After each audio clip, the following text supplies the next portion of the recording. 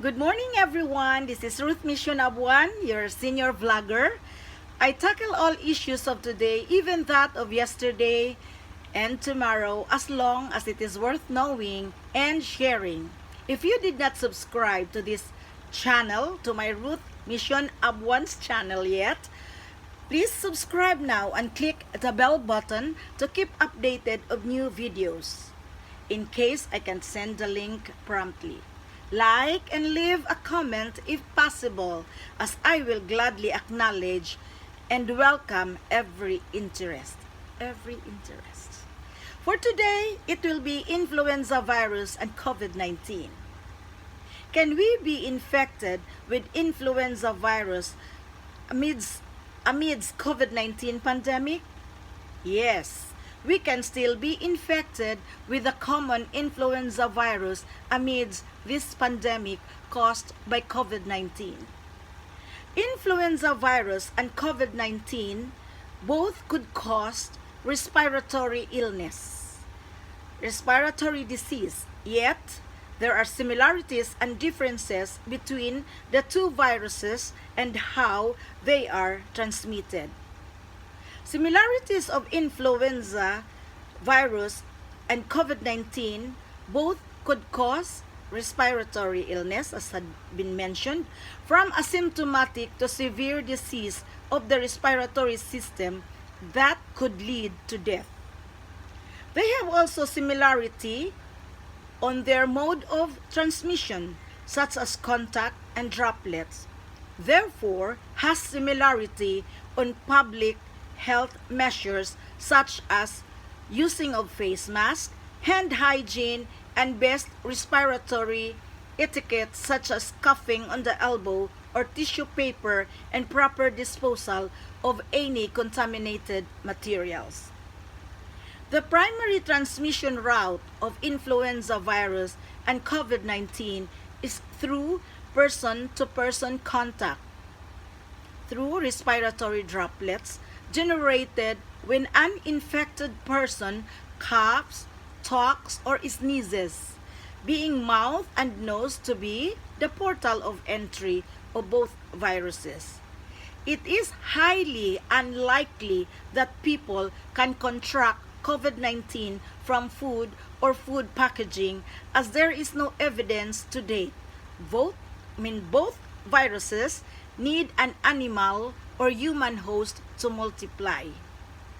Currently, there is only one study on COVID-19 infection that leads to intestinal infection and be present in feces, and there had been no reports of fecal oral transmission.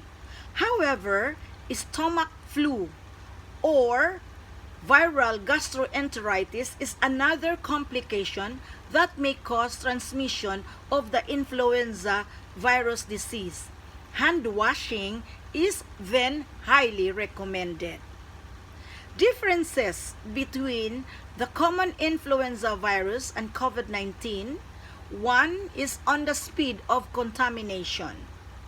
Ordinary influenza virus has shorter incubation period but has more potential to spread than COVID-19, meaning the influenza virus can spread more than COVID-19 but has a shorter span of time in the body host from infection to appearance of the symptoms.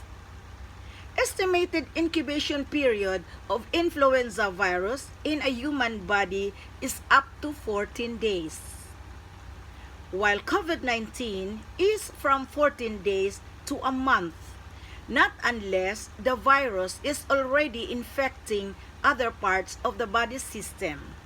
That could even last to 3 months and, if not well addressed, could lead to death. However, the number of secondary infections generated from one infected individual is higher in COVID-19 than in influenza virus, making direct comparisons more difficult. Another difference is that coronavirus is a new strain. Nobody established immunity to the disease yet. unlike seasonal flu strains or the common influenza virus. Medical researchers notice that most at risk for severe influenza infection are children, pregnant women, elderly, and those with underlying chronic medical conditions, as well as the immunocompromised individuals. While for COVID-19, current understanding is that older age and underlying conditions increase the risk for severe infections. At the same time, COVID-19 has a higher rate of mortality than the influenza virus, especially the seasonal influenza. Globally, there are numerous therapeutic clinical trials and more than 20 vaccines in development for COVID-19. There are currently no licensed vaccines or therapeutic protocols for COVID-19 yet.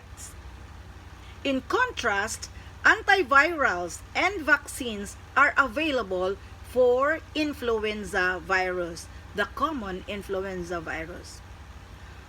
While the influenza vaccine is not effective against the new strain, COVID-19, it is highly recommended. Again, while the influenza vaccine is not effective against the new strain COVID-19, it is highly recommended to get vaccinated each year to prevent influenza infection. There is possibility of being infected with the influenza virus that the new coronavirus, being that opportunistic, will lead to susceptibility of the human host to be infected by the new strain. Now to conclude, let us then continue to follow health protocols strictly and strengthen our immunity. Let us all continue to pray for our safety and good health, especially that of our loved ones. Let us then continue to pray for the whole world and our country. This is all for now. See you in my next video. Stay safe, stay blessed.